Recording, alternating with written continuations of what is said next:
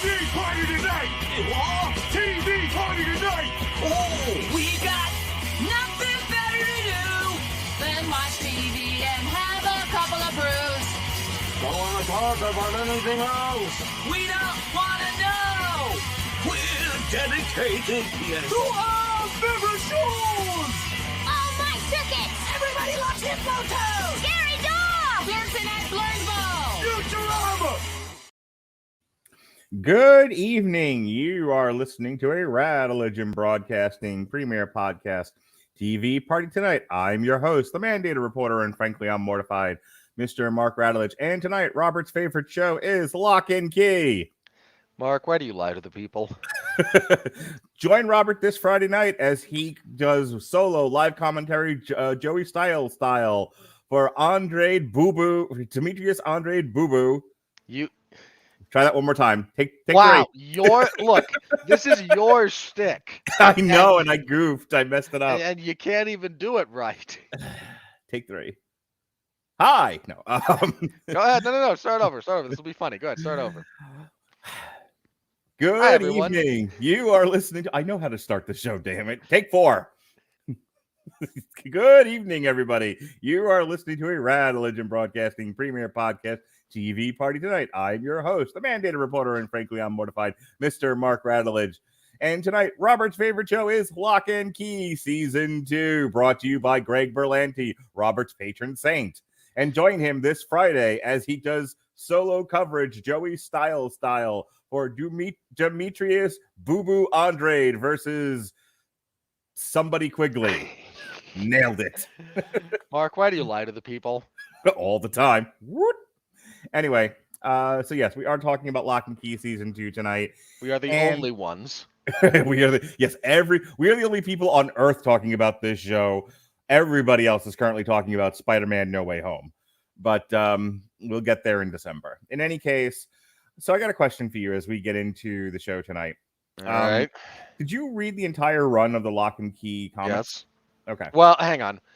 I have not dipped it too much into World War Key or there's another kind of loose continuation / spin-off that I haven't read a whole lot of, but the predominantly like the canonical run, yes, I've read all of it. Okay. How much between season 1 and season 2 has any direct correlation to the actual book? Because I know I was on the source material for volume 1, or I listened to you, and I remember reading it. Maybe I might not have been on the show. I definitely read the book though, because I remember the artwork, but I don't think I made the show. And that's the one where you and Alexis wouldn't stay on topic, and Jesse did an entirely other podcast of your edits. Yeah, there was a fair bit of that. So how much of this season 1 follows a fair bit of the first few volumes. There's obviously a lot of changes. If you're interested in further discussion of that, see both the source material Mark referenced and our TV Party Tonight for Locke Key Season 1. By the time we get to Season 2, this is basically Locke Key in name only. Okay, so there are events that are similar, but they've so wildly deviated that you told me Eden is a creation out of whole cloth. My Yes. question to you is this season 2 revolves around Dodge's plot to forge a key that turns humans into demons, which I have a follow-up question after that. All right. Does Dodge ever do that in the book? Is he ever after forging a key to turn humans into demons?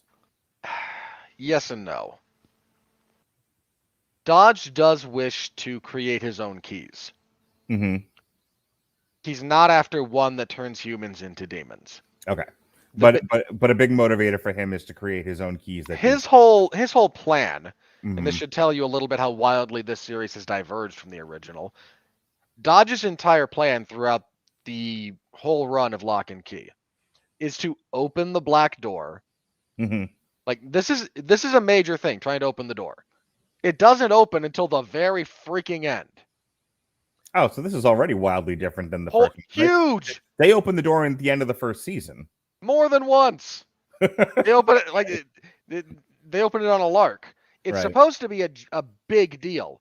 Right. Dodge finally does, again, very near the end.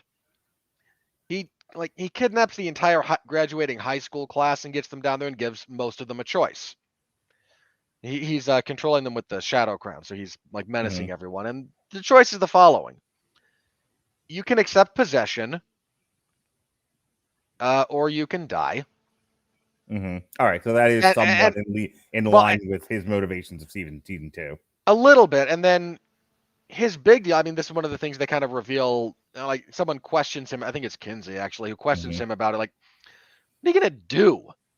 All right. You know, you can't bring the whole freaking world down here. And his response is, I don't need the world. Look, I get a few more people, so I have a bit of an army.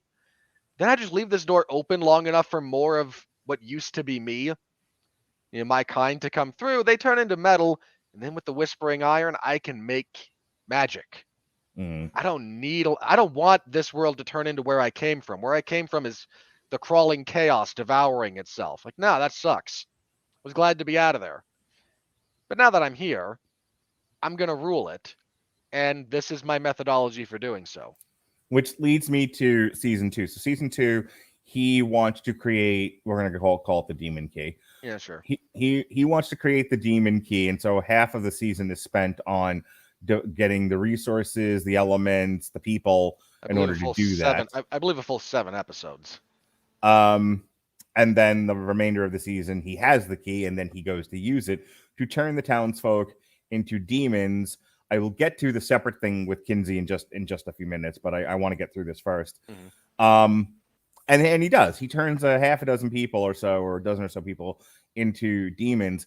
And I say unto you, did they ever expressly say what? Like, it was get the things and make the key, use the key to make the people. Step 3, profit. Did he ever say exactly what step 3 profit was going to be? In the television series, not to my recollection. It's just a vague power grab. That's my major problem. One of my major problems with season 2 is the entire season is bent around his desire to create a demon army, and for no expressly stated purpose. And so when it was over, I was like, okay, they defeated your evil plan, and you were destroyed. But like, what would have happened if you had succeeded? What was at stake here? What was your demon army supposed to do?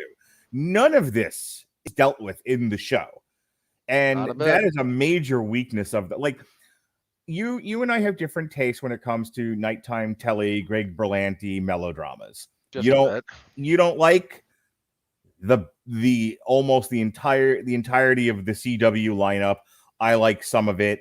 It's around enough people like it that it continues to exist. They haven't wiped the slate clean and started fresh. So I don't even want to argue about that. Yeah. But I mean, from a pure craft level, there are major problems, whether you like that kind of thing or not, with the writing of this thing. The writing of this show sucked this season. Sucked big time. Look, I think the writers, I'd have to double check about how much of the staff turnover there was between seasons 1 and 2. Season 1, for as piss poor an adaptation as it was in almost every way, at least made an attempt to adapt the existing material. Consequently, they got to work from something that already exists, and they could hide a lot of the flaws inherent to their own talent and ability behind the wall of trying to adapt something from a genuinely and almost ridiculously talented writer in Joe Hill. I also think they used season 1, and we may have talked about this when we reviewed it, talked about, they used the series to deal with mental health in a lot of different ways. They used it to talk about trauma. They use it to talk about like the loss of a parent, alcoholism. They do it all through the ridiculously flowery lens inherent to this kind of. Sure. But at least it was there. It gave some depth to an otherwise very light show, and that's what makes some of this stuff work. It's what worked in the Arrowverse. It's what worked in some of the other Greg Berlanti CW type shows. Is that at least beneath the veneer of the silliness of the supernatural or the superhero, the two major things that these shows tend to deal in, they were at least talking about something. and talking about it in a way that a general audience can appreciate and understand and relate to, which I think is generally speaking good, good enough writing. This season doesn't seem to do any of that. This season just seems to be a lot of, it almost seems like it was trying to get us to season 3, and that's all it was in the service of. This season feels like, first of all, if Netflix renews this, shame on them. They did. It's already been confirmed. I can tell you. Well, shame on them then. December 2020, ahead of the second season premiere, the series renewed for a third season. So, hey, guess what? We get to do this again next year. We sure we want to? I mean, I'm a completist.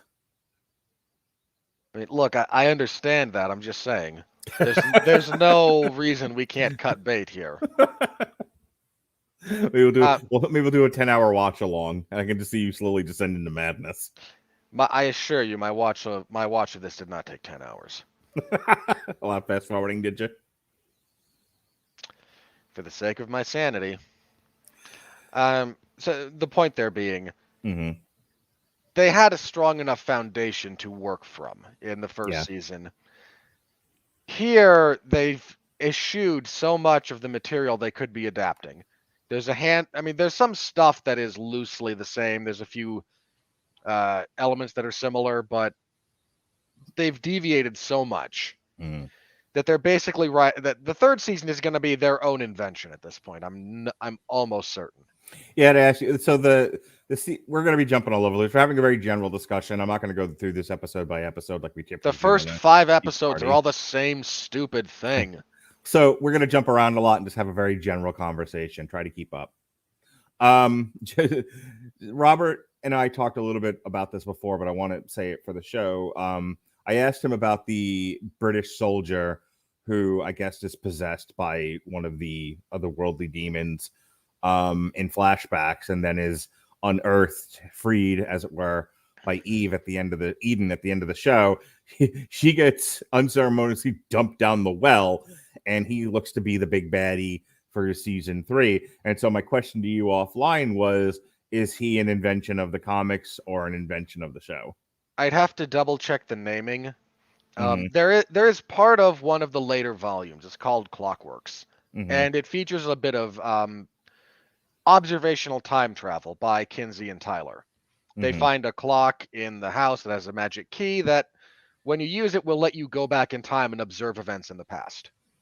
Okay. So they actually go back to Key House during the Revolutionary War and observe the discovery of the portal, the first whispering, and everything that kind of comes with that. So there are flashbacks in that sense in the source material.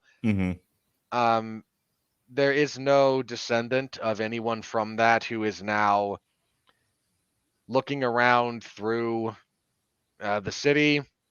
He's not the person in possession of the antique dollhouse. That's just in the house. He does not come back at any point in time. Like there are British soldiers during the Revolutionary War in that period around there.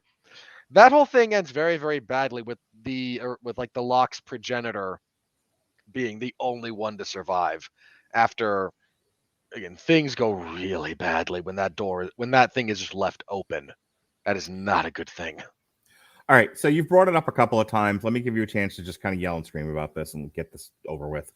It didn't bother me nearly as much as it bothered you, but yes, a big theme of this season. I'm going to assume they were, and I might be reading too much into this, maybe trying to find something that the writers were trying to link this to thematically. But you are. I'm going to go out on a limb and say you are. You're giving these idiots way too much credit. There is a lot there. Much of this season discusses the loss of memory of magic once you cross into adulthood, once you become 18. And this is all done through the guys in the relationship of the eldest brother and his girlfriend Jackie. Jackie is, throughout the first couple episodes is just about 18 and is losing her memory of magic, and a lot of it deals with that. I'm wondering if that's thematically supposed to be a loss of innocence, but I'm not entirely sure how or why they're talking about that, if that is indeed the case. I don't know. Like, what does the I'm show not trying to giving- tell you about becoming an adult or, losing your childhood innocence? Like, if that's what they're doing, they don't seem to have a perspective on it. This is one of the reasons I think you're giving them too much credit. Mm-hmm. There's nothing said. Right. I mean, the closest you can get is at the end when Tyler says, "I've made my choice about handing off the keys to my sister because the next season must be entirely female-led, I suppose." Well, the Force is female. We know this. Get bent. Anyway, you wanted to. You hated the You hated the focus on Jackie and the loss of memory of magic. So, talk to me about that. Why you hate it so much? I don't hate it as a in and of itself, right? Like you tell me the characters are going to be dealing with this as part of this season. Okay, it's not the worst thing in the world to deal with. Sure. When you spend the first 5 to 6 episodes rehashing the same thing over and over and over and over and over again with no meaningful progress being made in terms of plot, in terms of proactivity by our characters, in terms of anything, I don't hate it because it exists. I hate it because of how it's used. Yeah, they don't. This is bad writing. If I can't remember the eldest brother's name, but Tyler. If Tyler is having to deal with his own mortality, his own maturity, his own, through his eventual own loss of memory of magic, and he's having to process all of this by watching his girlfriend go through it first, and in him, if he had ever talked about how he doesn't want to give up knowledge of the keys and magic, and then by the end of the series having come to grips with it and saying, I'm ready for this. I am now ready to be a man. I'm ready to give magic is childish things, and I am ready to put away childish things. That would be one thing. Tyler goes through. This is about, I don't want to, almost like I don't want to lose the special relationship I had that came out of my ability to manipulate magic around this girl. And this girl now doesn't remember those things. And so it's like, go ahead. No, I hate to do this, but no, do it. Only you don't know what I'm going to do yet. I hate to do this only because it'll date this podcast so poorly, but I can't help it. It's on my mind right now. Peter's thing with Doctor Strange by the way, as we're recording this, we just watched the trailer, the second trailer for No Way Home, where at the end of it looks like the Sinister Six are fighting Spider-Man. But anyway, even in the first trailer, one of the things Peter says to Doctor Strange is, I don't want the world to remember I'm Spider-Man. This has made my life miserable, but I don't want to lose the relationships I've formed by telling the people I know that I'm Spider-Man, specifically Mary Jane, Zendaya. And her name's not Mary Jane. I forget what it is in this, but MJ. Yeah, yes. You're very clever. Anyway, and Doctor Strange says, "Would you please shut the hell up? I'm trying to mess with the fabric of reality. You little douchebag, shut the hell up." And then he's sort of, hemming and hawing about the whole thing, distracting Doctor Strange, and of course, Doctor Strange wrecks the spell. But that's it. That's what Peter Parker's struggling with. I want the anonymity that comes with having, the secret identity and all that entails. But that also made me a liar to my friends and family who I love and love me, and I don't want to hurt them a second time. I don't know what to do about this. And Doctor Strange, bless his heart, instead of just stopping what he's doing, going, look, come back when you've made up your goddamn mind, you asshole. Just keeps trying to do the spell. And of course, if he doesn't, we don't have a movie. Anyway, I also assume he can't stop it mid-spell. Like things like there's horrible consequences to breaking that off once you this is something they should have talked about before he started, because once you start the train down the tracks, I can't. Maybe they do. We haven't seen the movie yet. My point is that at least in the trailer we've seen, it seems like Peter Parker is truly struggling with that, whereas Tyler isn't struggling with anything. You know what he's struggling with? His girl doesn't remember the dates they went on. That's it. That is the sum total of his great frustration. And when at the end of the show, when at the end of the series, he's like, I'm ready to give up magic. I don't have a great sense of why, other than he's exhausted and just wants to be out of the house, away from his family, and move on with his life. The only other thing I can, maybe now that I'm remembering it, the only other thing I can think about is all of this has led to killing his girlfriend. Accidentally, tragically. But in the end, he caused her, she was turned, he tried to save her, and in saving her, he killed her. And there may be an element of I'm giving away magic because it's already inadvertently killed one person I cared about. I probably don't need to deal with this anymore and inadvertently kill more people. So I'm just going to allow myself to forget it and move on with my life, which I can accept, except that I shouldn't have to say that out loud to process it. It should have been clear in the drama and the writing. I'm inferring a lot and hoping I'm right. That's a problem I have with the craft of this show. Yeah, it is. It's a real problem. And, I don't object to him struggling with this as an idea. Mm-hmm. I don't even object to it kind of being a little bit centered around his girlfriend. Like, he's still a stupid teenager. Stupid teenagers do stupid stuff like this. Like, okay, I'll accept some realism here a little bit. Mm-hmm. But your execution is so bad that we drag our feet through 5 hours of this thing's 10-hour runtime, beating the same drum, doing nothing, advancing nothing. And it's a real problem with the show. It just is. The only interesting character, the one who probably annoyed me the least out of anybody in the show, is Dodge. Dodge had a clear motivation. Dodge had a plan. Now, we've already talked about, huh? In theory. Well, up until the point that he created the vampire demon army, he at least up to that point had a very clear objective and a very clear plan and motivation, and everything was in service to that. And the entirety of the way he behaved was consistent with what the ultimate goal was. For a lot of it, yes. My biggest gripe with Dodge, and again, this is writing based. After about 4 episodes, you just knew they were going to do it.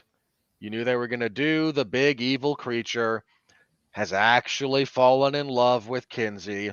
Oh my God. I wanted to vomit. Yeah, I have a major problem with that.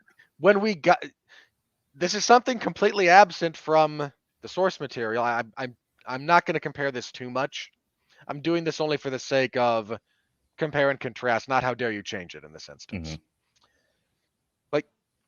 The Dodge character in that does have a relationship with Kinsey. But when the time comes, like, that's a little bit of his spiel after she and Bodhi, actually he's in Bodhi's body at that point, after she and a couple of her friends are dragged before the Omega door. And they're given the option. He says, I'd rather not kill you here. You're interesting.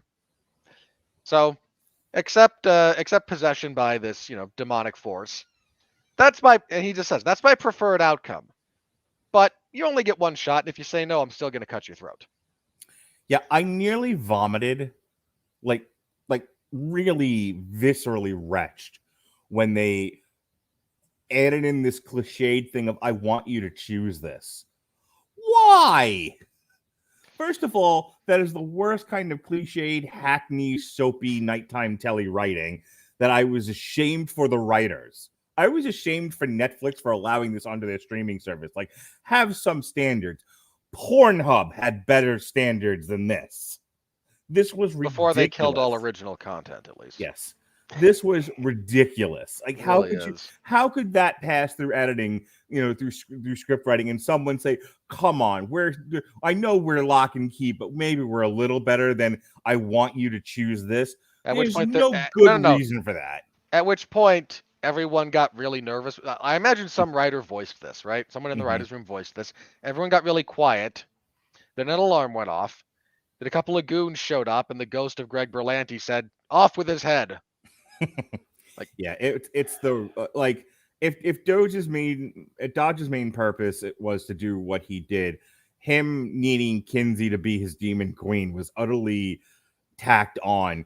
And it, and I've really been irritated by the criticisms of Rey. We talked about this at length when we reviewed the Star Wars movies. Rey's a horrible Mary Sue. Mm-hmm. But I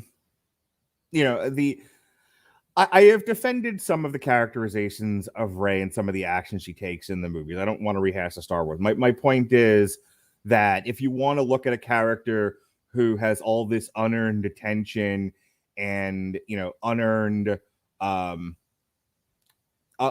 positive attention from other characters in the movie for no rational reason, look no further than Kinsey. Kinsey is not written as an especially wonderful or special person. She's a girl, and the most interesting thing she does is have some bit of self-reflection after doing the head key thing in the first season, of realizing she's a paranoid, anxious, panicky mess. And so she lets her fear out, and the fear goes running into the woods to live deliberately. And she then becomes a more self-assured person for the next season and a half, which does in no way make her special or having earned Dodge deciding to possibly have his entire plan upended so that he can be with this broad and then finally get to the line, I want you to choose to be my demon queen. None of those things connect naturally. It is all forced. It's terrible. It's absolutely terrible. It doesn't help that we've had 4.5 episodes of Eden, the most useless character in the entire world, going, don't you see? I know what's happening here. You're in love with her, and it's coloring everything you do. Why can't we just make this simpler? And I was going, shut up. It's supposed to be a twist. Yeah, her purpose seems to be to have some dramatic tension in the scenes with Dodge. Like, Dodge needed somebody, a henchman, a goon, to play off of. So they invented one out of whole cloth. Which is endemic of the terrible right. Like, you shouldn't need that. Right. Your villain, especially if you've gone through the effort to try and craft one who's able to, where there's some great tension where the audience knows that Gabe is Dodge, but no one else does. So we're just kind of waiting for that bomb to go off. You should be able to mine that, right, rather than give him a goon. An opportunity for menace and tension would have been and instead of even having the Eden character, there should have been more with Dodge and Bodhi. Yeah, that should have been a sleeping with the enemy kind of situation. 100%. And obviously Dodge and Kinsey, and it's not. In fact, the stuff with Bodhi is kind of more played for laughs. It is. I mean, I would have been okay with it if we show that, we show it's played for laughs the one time, right? Like, we get to show the relationship that they have, and they decide, he shows up, he's like, you know what? Let's blow off some steam. Right. Playing with the Hercules key. I was actually okay with that. Yeah. But it's after that. Yeah. It's the fact that after that, they never do anything with it. Yeah. They never take their relationship any further. Every other time they interact, Dodge is a dick. Right. Like, there's no one in this show behaves like a human being. Right. And it's really frustrating. And Kinsey reminds me of so many other female characters where they are, all the boys are fighting for them. The villain can't focus on his plan because he's now in love with this heroine, and the whole show they give all the best stuff to her. She saves the day. It's everything for the female lead. But the thing that I've always complained about in those situations is they don't take the time to make that character earn it. They don't create a compelling character to where you want to see them. You want to see Wonder Woman be Wonder Woman, especially the way she's written in the Patty Jenkins films, for all the problems, but I'll give you more of those movies have. I will give you the first one, absolutely. I mean, Gal Gadot's Wonder Woman, as she is written in the Patty Jenkins movies, is somebody you want to see succeed and find true love and be happy. She is not a she was a bit dingy being in the first movie, being a stranger in a strange land, but ultimately she was not a bad person in any way, shape, or form. You wanted her to be to find love with Yeah, Steve Trevor, and you wanted her to save the day. You save that for Wonder Woman 1984 when she turns into a fairly terrible person. When she becomes a rapist. But You've just got us demonetized on YouTube. I'm warning you. every show. They don't like that word. Okay, I said grapist with a G. It's too late. Grape. Too late. No, I think to get back to your actual point, I think you're entirely correct. There's this broad assumption that just being a woman is an interesting character trait. Yeah. And it's real. Look, I hate to break it to you, it's not. It's really endemic of where we are right now as a culture, isn't it? Where being, I don't want to single any one minority. We've already singled out women, and that's certainly one of them. But that is not women, the only minority that's guilty. For the record, women aren't a minority. There are more women in the world than men. They are considered a political minority. That's different than a statistical minority. So, thank you. Fair enough. Anyway, we are now living in a culture where a handful of different minorities are considered special by virtue of just being a minority. There's no work into creating compelling characters.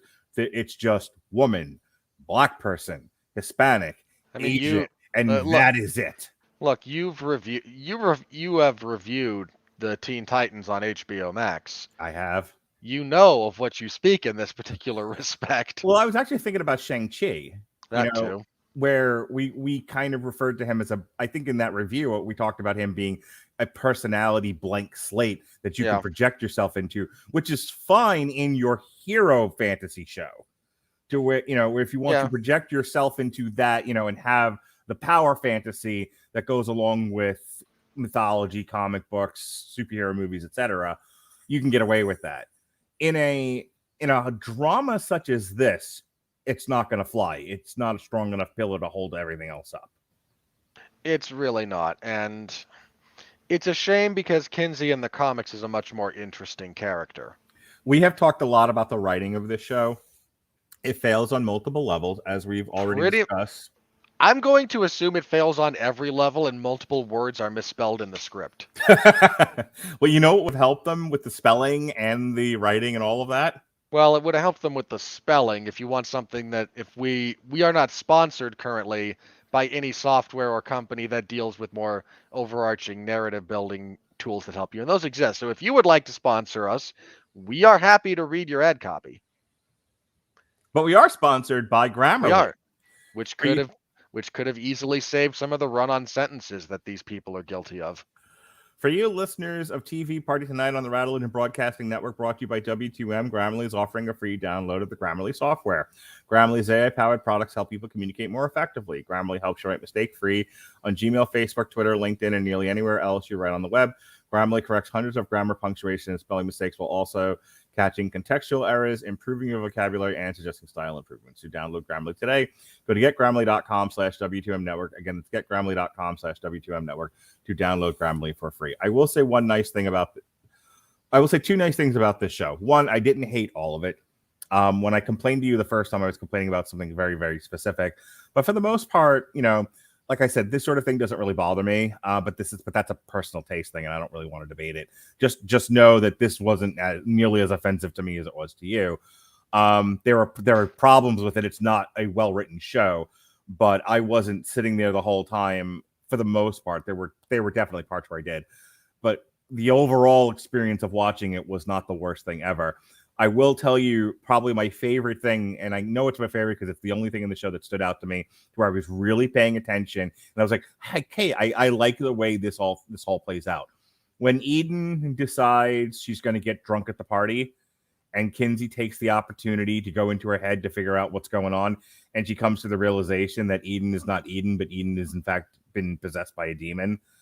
I like the entire construction of that scene, from the head key creating a makeup bag for her to crawl into, to crawling down in there and her brain is a perfume shop and the perfumes have memories, and the sudden realization of, oh crap, Gabe is Dodge, Eve's a demon, I'm in trouble, run like hell, mannequin zombies. And they're having to climb out of there.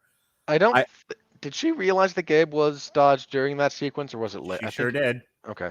I should tell you how forgettable the majority of this is. The first or second episode where he turns the key, and to remind everyone who had forgotten the first season that Gabe was dodged, that memory is in one of the first bottles. Okay. Anyway, I like the look of it. You know, these are cheaply made shows, so cinematography not going to be great.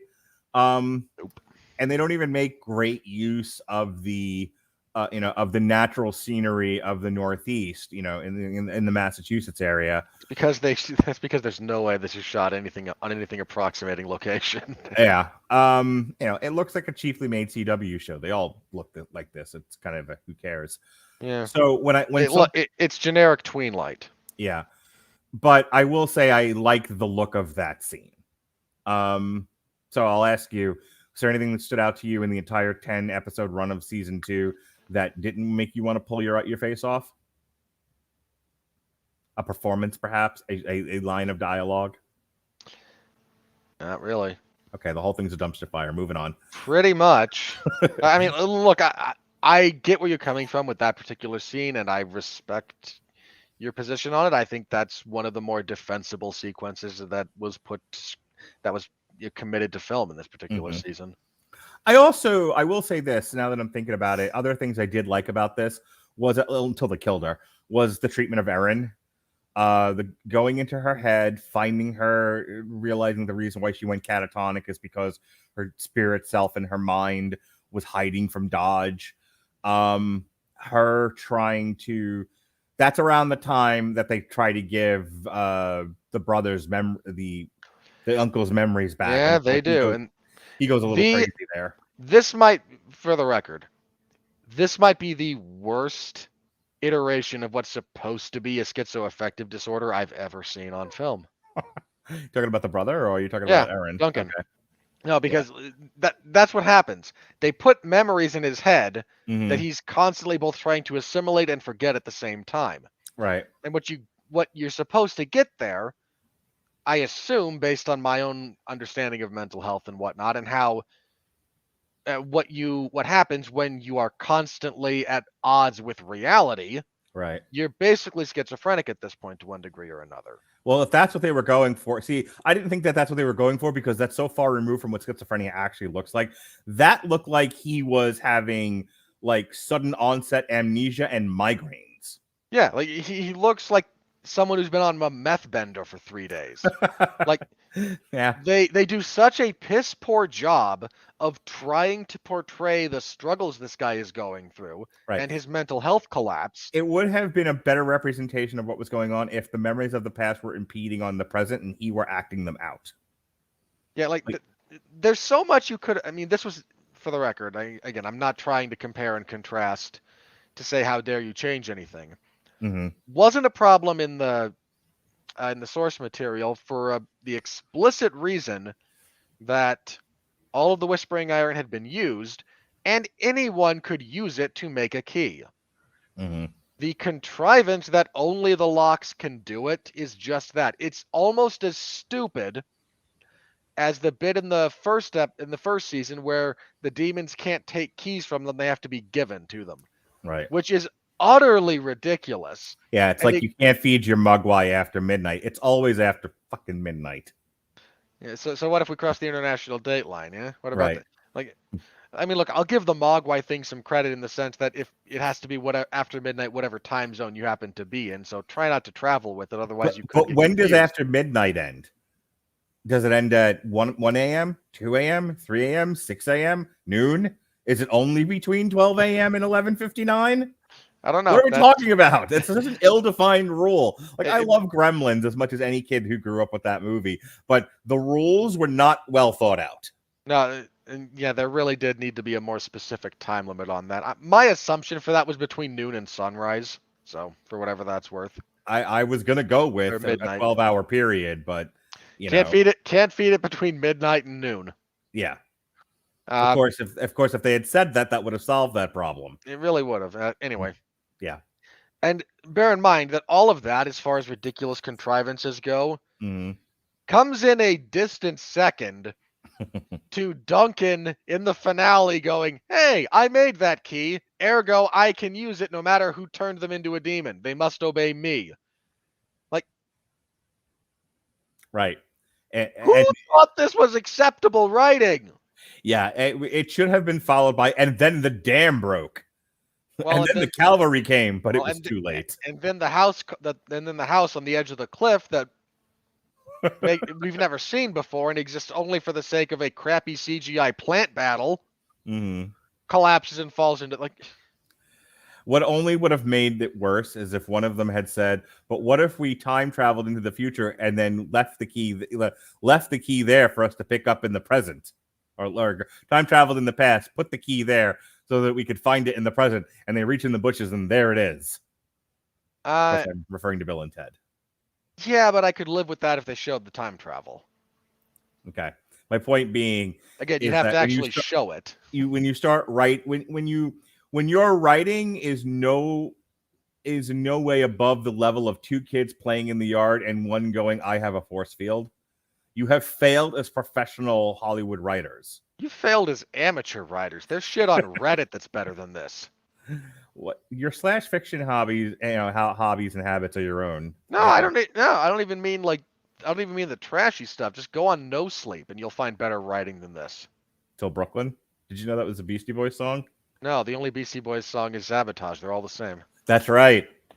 Anyway, I do have to complain about this, and then I'm going to let you kind of get out whatever else you have to say, and we'll start to close up because I don't really have a whole lot else. I fucking hated Bodhi in this season. I really did. You defended him when I complained to you about this privately and said, the kid is a better actor. He is given nothing to work with and poor direction. Fine. I accept that. I don't really need to argue about the merits of his innate acting ability. What I saw in this show was Bodhi is the most grating, whiny, uninteresting, badly written character in this entire show. And he wasn't that bad in season 1. He really wasn't. Like, the writing for that character goes so far off of a cliff. It should be studied. Like, that's how bad this is. Other people should cite this in textbooks as examples of what not to do. Like, his acting suddenly got Jake Lloyd levels. It was that bad. I genuinely blame the direction for this and the writing. Like, I've seen that kid not only in season 1 but in other movies. Okay. Excuse me. He's not that bad an actor. Like, again, he's a kid actor. He's a kid actor, so the bar's low. But he's never been a detriment like this. There's Boba Fett Jr., Jake Lloyd, and the kid in the Sixth Sense. I mean, even for kids, there's levels. Yeah, okay. Boba Fett Jr. was the worst, but I get what you... The dirt worst. I would genuinely take Jake Lloyd's Anakin over Boba Fett Jr. in. Genuinely. Yeah, so the point being, that poor kid is given nothing. Yeah. Not just in the writing, like whoever's directing him at any point in time is just like, they look at the script, they look at him, and they went, well, sucks to be you. I am not sticking my neck out for you. And his response seems to have been, well, watch what I do to your product. There's a scene where after he's bonded with Dodge in the guise of Gabe, shoves him to the ground, and Bodhi is supposed to feel betrayed and hurt and surprised, and he's supposed to have this range of emotion, not the least of which is abject horror at the sudden mistreatment by who he thinks is Gabe. And the look on his face is so unbelievable, it took me out of the scene. This is one of the things I'm going to blame the directors on. Mm-hmm. Like, I'm sorry, director. It's on you to get that kid to do what's necessary. Right. If you looked at what you got there and went, okay, let's break for lunch, everyone. Like, that's on you. That's a failure of direction. I mean, I got to look and see when principal photography for season 2 started, but this feels like this might have been the effect of the pandemics and the lockdown that happened over the course of shooting, whereas they were behind on schedule because of lockdowns and the inability to shoot things. And so I'm wondering if they shot this thing at a guerrilla pace to get it out in a reasonable amount of time and stay on budget. And so it was a lot of first takes and not a whole lot of direction for the actors. Like whatever performance they give is fine. I wouldn't be shocked. I mean, that's really one of the only explanations here. Mm-hmm. Is something like that. It is bafflingly bad. The choices they went with here and what they made that poor kid do. I'm looking. Principal photography for the series took place between February 11th and July 5th of 2019 in Toronto. The second season began filming September 21st, 2020, and concluded April 16th, 2021. Okay, so they shot that at a breakneck pace, and if they were still in Canada, yeah, they got locked down more than once. Oh, they've already shot the third season. They must be in post-production now and editing and whatnot. The third season began filming May 3rd, 2021 and concluded September 17th, 2021. God help us. This can't go on more than to a fourth season, can it? I hope not. I really do. I actually saw your brains like spark for a moment. Like, I don't know here, and I don't react that badly just because I hate this. Mm-hmm. And I really don't enjoy. I did not enjoy season 1. I had my issues with. Right. But I think there were positive things that I came away from that first season.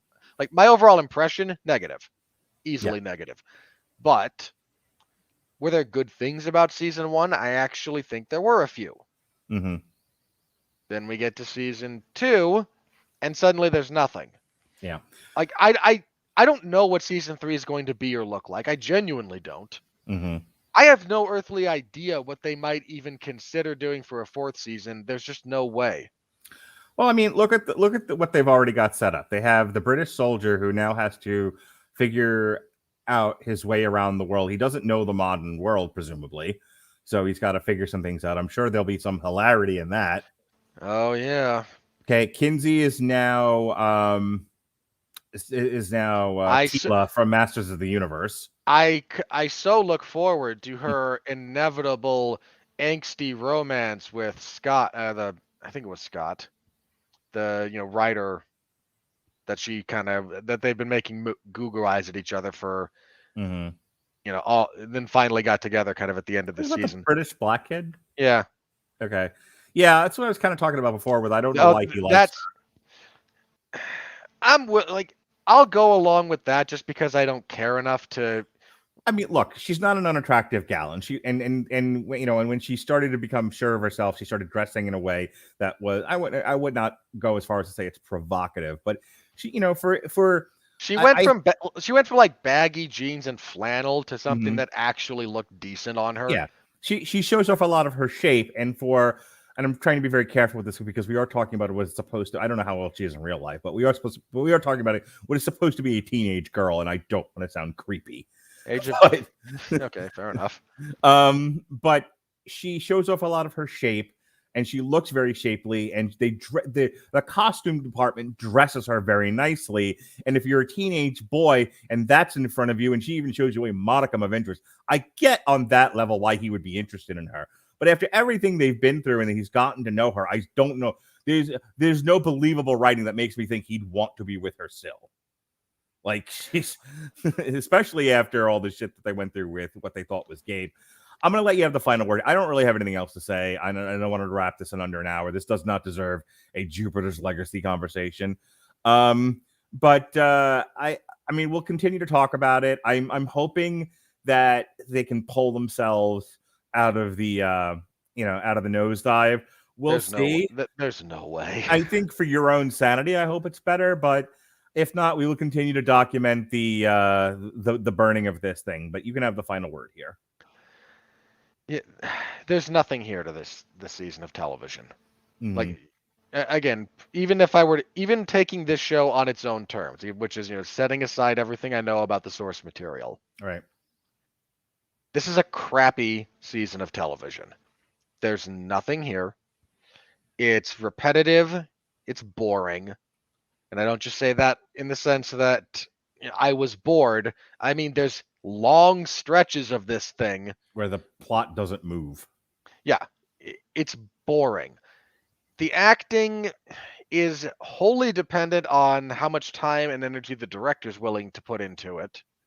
Because, in fairness to the actors, they're all capable in the general sense. Like no one here feels like they're reading from cue cards off camera, which is an impression I have had in the past about other actors. No one's quite doing that. But they're not good enough to elevate crappy material in any sort of meaningful way. And like I said, they're wholly dependent on the directors and how much time and energy the director's willing to put in to help them along the path here.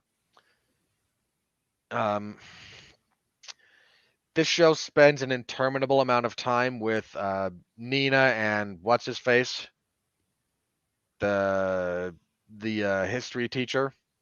Oh, I didn't mind that. I mean, I'm going to talk about this more on Thursday with Alexis. They're no Amy Ryan and Steve Martin, but I mean, you know, as cute TV couples in the middle age of their life go, they were acceptable. And I would have found them acceptable if we hadn't done the same stupid thing that every TV show does. Boy, we had an awkward introduction. Oh, it turns out our kids are friends, so maybe we should try to make up. Hey, it looks like there might be a little bit something here. Oh no, I've got a quasi-dark secret. Oh no, you're kind of an idiot. Friction. Quasi-breakup. Quasi-get back together. What the hell are we doing here? It seems like you're commenting on the hackneyed writing. I am. And the layout of this show, which is terrible. I think the last thing I want to yell about, and I'm going to try to be brief here, the finale sequence, wherein an army of mind-controlled zombies charges, Scott wearing the Hercules belt, and Tyler armed with the Alpha Key. This is badly shot. It is badly staged. It is badly choreographed. You took a character in Tyler who, an episode and a half ago, I seem to recall, used the Alpha Key and inadvertently, to his knowledge, killed his girlfriend. And kind of decided he wasn't going to use this thing because I must find a better answer. Don't you understand? I'd rather all of these Sinister Six not die fighting Spider-Man as is their fate. And I will ruin the universe in order to accomplish this goal. You douchebag. Don't like Spider-Man. Stay tuned for our review the following week after December 17th when Spider-Man comes to a theater near you. Yeah, we're going to talk about it. You take him from that to blithely using it to fend off an army of people. Mm-hmm. I'm going to do this because I think it's called for in this instance. The Alpha Key in the original source material does do what it does here. It separates a demon from the host body.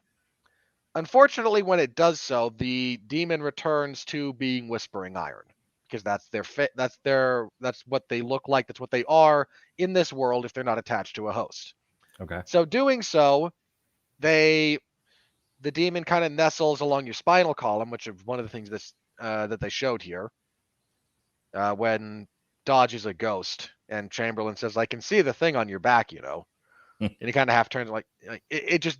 So that separates from you and then becomes a giant hunk of metal on your spinal column and in your heart.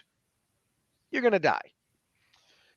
The reason he goes through with this, and this is not touched on at all here because this show eschews anything approximating intellectualism. That the possession by the demonic creatures is so potent it extends to your soul. This is why when Dodge is brought back as an Echo, he's not brought back as Lucas Caravaggio. He's brought back as the possessed creature because that thing is still linked to him, and this is a fate worse than death. So while it is tragic to have to kill people to separate the demons from them, it is literally... I shouldn't say literally. It is much more in the I am saving you from damnation because that's what this causes. and I'm sorry you're dying. I really am. I don't want to kill you, but there is no other way, and this is better than you living like this, and definitely better than you dying like this. So you take what is a rather heady, philosophical almost concept here about the nature of the soul, the nature of humanity, and what lies beyond. And I almost threw something at my TV monitor when Jackie initially comes back normally. And I'm like, okay, so everyone's going to get their happy ending, you pedantic milquetoast bullshit series. And then no, Jackie dies. Like, okay, maybe there's something here. And then we get to the end where a bunch of people die, but they're all faceless goons, so no one cares. He uses the Alpha Key on Dodge to separate Lucas from the demon. The woman that they chucked into the dimension full of demons comes back, apropos of nothing. Yeah, I don't understand how that happened. She just erupts from a pile of rubble. I'm like, weren't you in the dark dimension prior to that? She was. Yeah, like which the other thing was like when they yoinked her into when they heaved her into the dark dimension, into the negative zone. I thought that was supposed to kill her. You'd think, wouldn't you? But like, no, was there atmosphere there? It looked like space. You'd think so, but no. So of course she comes back, and then Rufus gets to have his mom. The ridiculous amounts of sappy, shallow, milquetoast, crappy writing, wherein nothing can actually change except the one thing. In this case, it's going to be Tyler heading off and literally passing on the keys to the kingdom to his sister.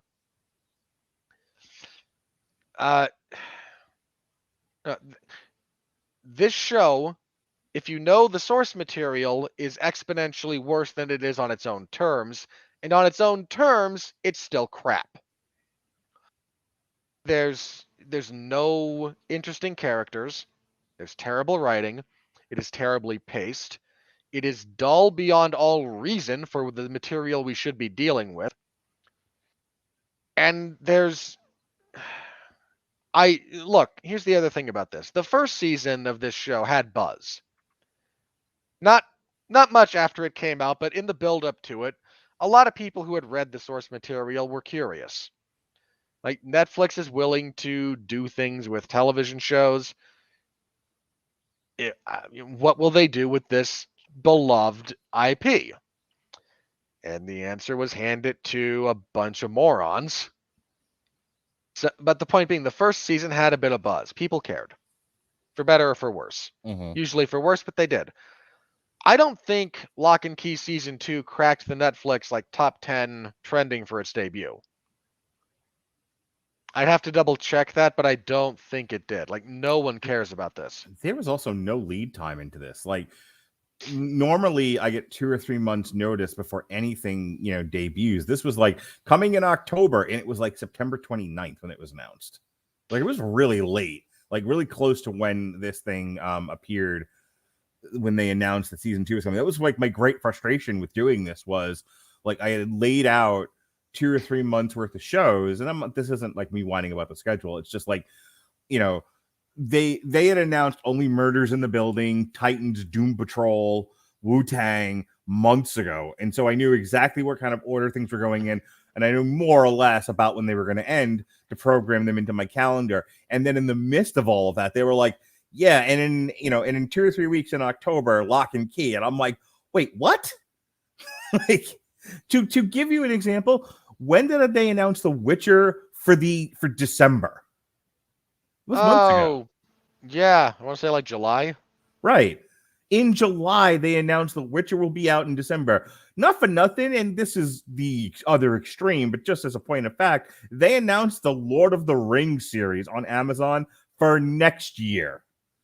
September of next year. Yep. Which is crazy.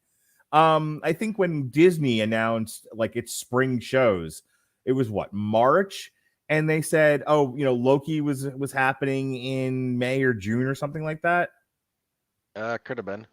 Yeah, they had announced 2 to 3 months. I mean, the more recent one, Hawkeye, they announced a couple of months ago for November. December. No, it starts. Oh yeah, yeah. Thanksgiving week. They're week to week there. Yeah, so Right. it'll wrap up around Christmas. Correct. Yeah. Look, no one cares about this, and I don't just Yeah. mean the executives at Netflix. I mean, I don't know that there's a legitimate fan base for this because of what this show has done, tonally and content-wise. It's Jesse and I reviewed October Faction. We did the book and we did the show, and this was before the lockdown when Jesse and I used to do a lot of this kind of stuff. Like I was really committed to doing all the comic book adaptations because Jesse had the time pre-COVID. He no longer does, and I'm at this point. There's not a lot of appetite for trying to tackle all of these for the reasons you're stating. October Faction, a couple of other ones have not been, have all been in that Greg Berlanti type nighttime telly melodrama that don't reflect the tenor of the comic. And so these rapid, nobody cares. There's a real odd trend for a lot of these. Mm-hmm. The first season, they tend to adapt, right? Like they're taking something that exists and sure, they're making it stupider. Mm-hmm. But in some respects, they're trying to appeal to a wider audience. So I understand some of the push and pull here. Mm-hmm. I am not I'm not the guy going, how dare Peter Jackson not just film every page of the Lord of the Rings trilogy? There are people like that out there. They're weirdos who don't understand the art of adapting material from one medium to another. Say everything you just said and apply it to the Marvel and DC comic books. Same answer. You're weirdos. Yeah. Look, people who read comics are weirdos. There's not really any two ways around that. As my dog loses her mind. Please wrap up.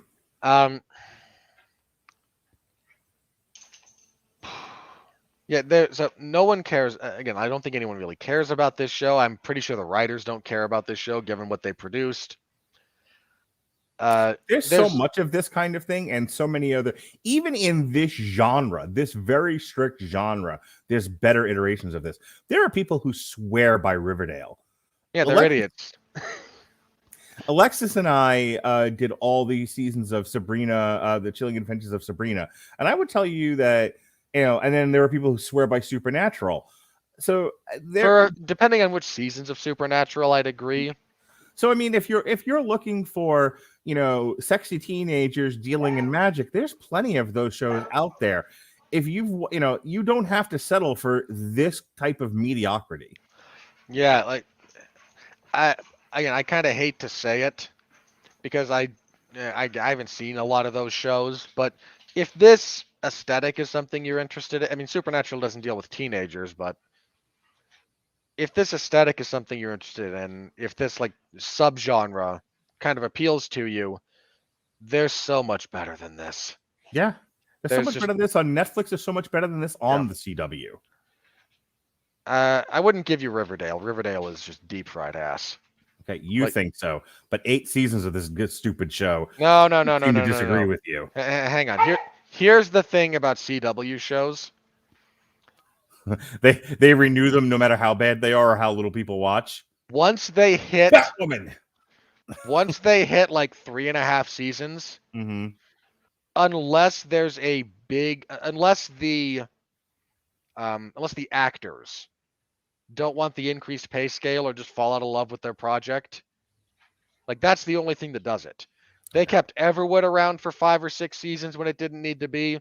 They kept One Tree Hill around for 5 or 6 seasons. Dawson's Creek for these are a hit. I don't know. It was more so than the others I've referenced. Yes, 100%. Sure.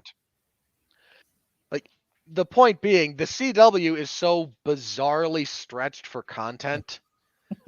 If anything's, even if it's mediocre, Riverdale is mediocre, but it's a small fan base because it's the CW. There's no such thing as a large fan base for CW properties. It's also an Archie adaptation.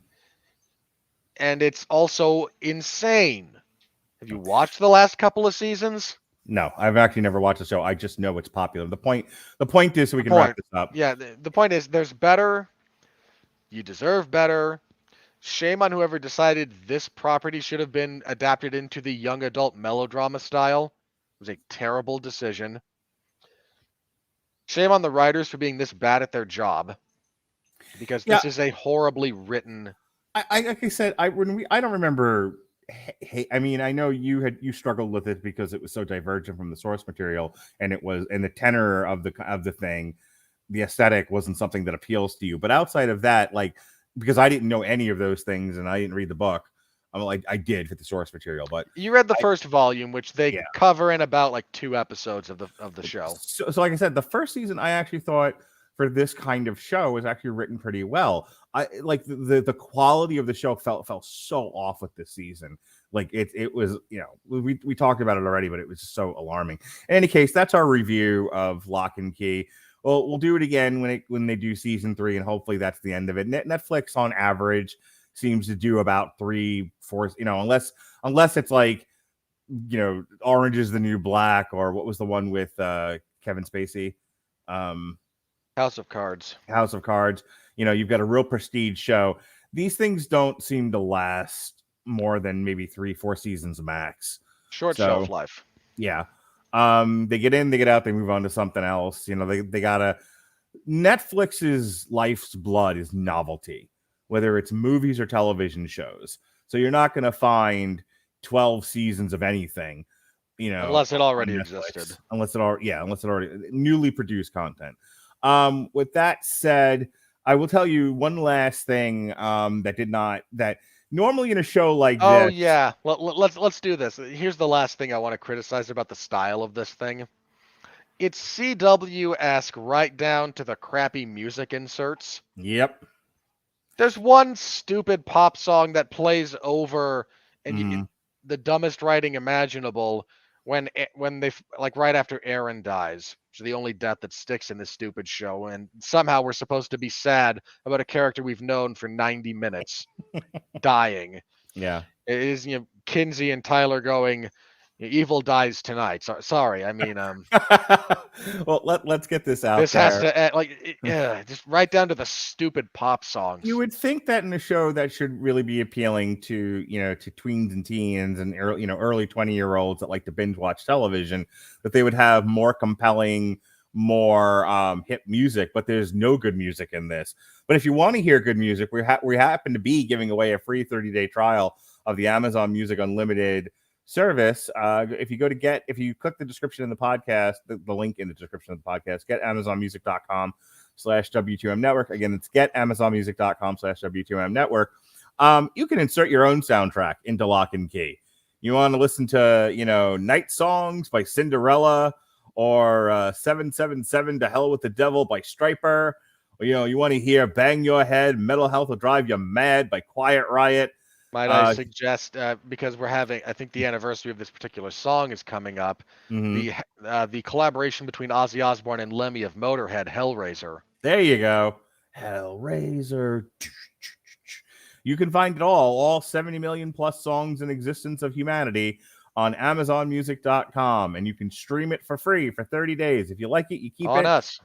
If you don't, you can cancel it. No fuss, no muss, no pains in the butt. All right. With that said, I'm done talking about this. You're done talking about this because I said so. How many more ways can we say this season sucked? Let's move on with our life. Tomorrow, more TV parties for you. We have our review of AEW Full Gear, which average wrestling wrestles averagely. There's my review. Chris Bailey will tell you more tomorrow. And I say this with love. I'm sure Chris Bailey will just splooge everywhere. Yes. Chris Bailey and I will review Full Gear tomorrow. And then in the evening time, I'm more excited, more positive review. Like, if you're listening to this and like, God, they just hate everything. Not tomorrow night. And you want to know why, Robert Winfree? Tell me why, Mark. Because Wu-Tang Clan ain't nothing to fuck with.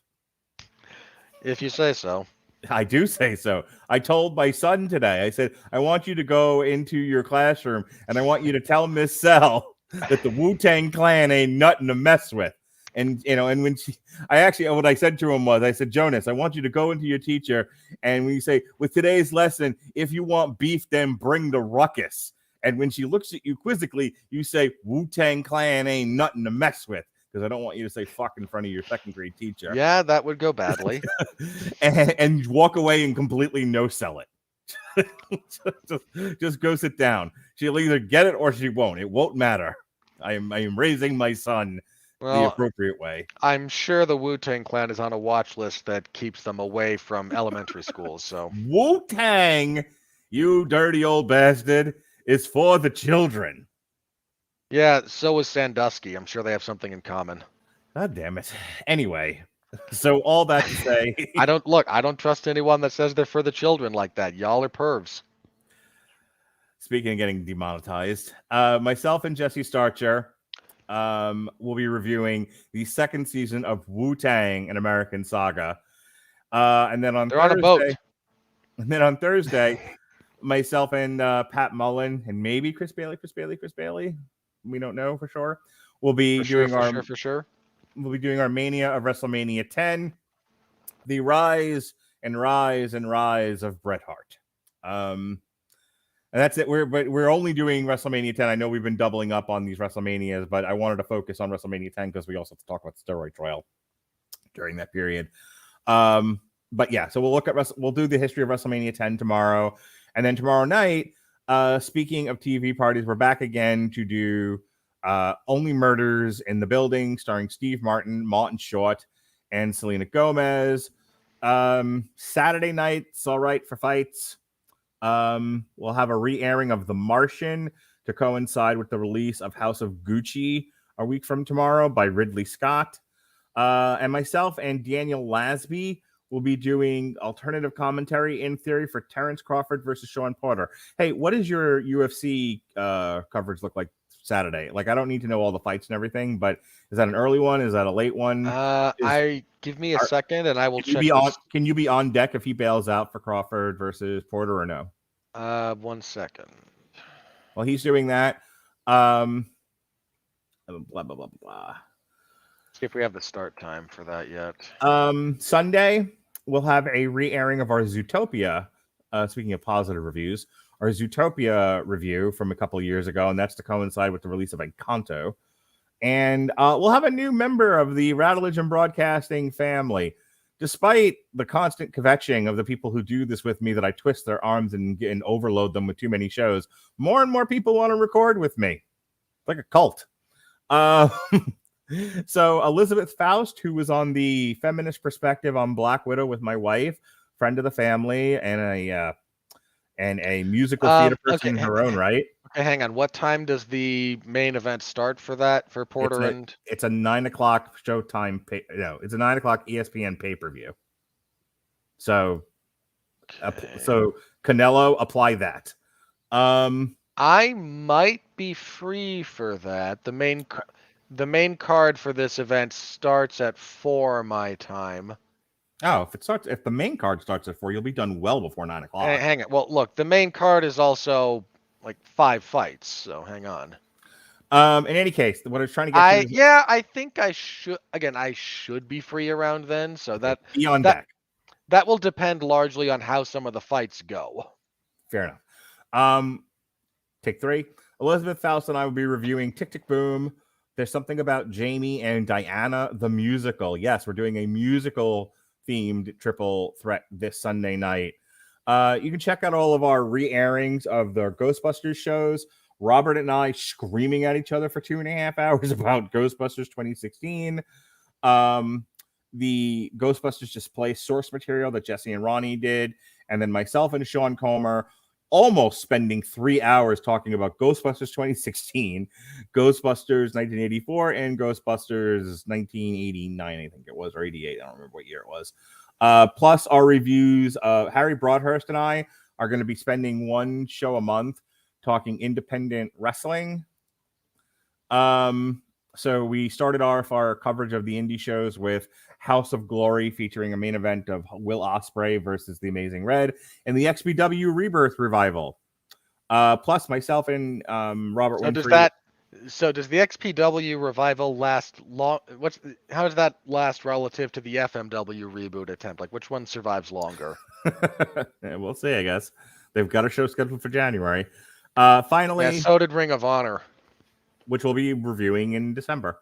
Finally, Chris Bailey, myself, Robert Winfree, and Ronnie Adams reviewed Red Notice and Army of Thieves, and it went about as good as you think it went. All right, do your plug. Fine. Do your plugs in 2 minutes or less. Go. I'm counting. Oh, you're counting, are you? Yep, you have until 1 hour 17 minutes. Go. Well, good people, I thank you very much for tolerating everything that we've done here this evening. I appreciate your support of our suffering when watching this particular show, because this was not an easy watch. This was a terrible, terrible season of television. You can find me covering professional wrestling and mixed martial arts action over at 411mania.com in the wrestling and MMA zones, respectively. AEW on Monday, MLW on Wednesday, WWE on Friday, and then the UFC on Saturday. I host the 411 Ground and Pound MMA podcast, your weekly look into the wide, wacky, wonderful world of mixed martial arts, wherever you're listening to this on your podcast apps. You can find it there if you search for it, and I thank you very much. If you're interested in mixed martial arts, give it a listen, and throw me some support over there if at all possible. I deeply appreciate it. Had an odd spike in my numbers for a couple of events, largely, I think, buoyed by the status of UFC 267 and UFC 268 happening back-to-back. But I'm at least moderately hopeful that's building momentum and not just a random spike that will not translate into anything else. You know what will help you? If you're known for doing live streams of boxing events, because we get a lot of traffic for those. So if you do Demetrius Boo Boo Andrade versus Jason Quigley, that'll bring in all the numbers for you. No, it won't. Which is part of the problem with Demetrius Boo Boo Andrade. You know, I have to watch Tick Tick Boom with my wife that night, but if it ends before the main event starts, I might actually do a solo one on that. I'm gonna try. What do you think? I think you won't, and I think you shouldn't, and it's okay. Why do you think I shouldn't? Because I'm terrible and shouldn't talk about boxing, and you don't know why I do this, or because of Demetrius Boo Boo Andrade? Mostly that. Like the effort you put into that endeavor will in no way translate into anything resembling decent traffic. And look, that's just the reality of Demetrius Andrade. He's not a bad fighter. I mean, I joke about this. He's not a bad fighter, not at all. No one cares. He is. I mean, he's fighting on a Friday night in New Hampshire. There's definitely a level of meh. Like, look, this is not me saying that the man, again, that he sucks. He doesn't suck. This is not me saying that he's not an underappreciated talent. If we're just talking about his talent, he is. But there's reality. I mean, Canelo's running from him. No, there are people Canelo is trying to avoid. Yeah. He's not fighting Andrade because that's literally not worth the paycheck. And speaking of not worth the paycheck, that's our review of Locke Key. For Robert Winfree, I'm Mark Radulich. Be well, be safe, and behave.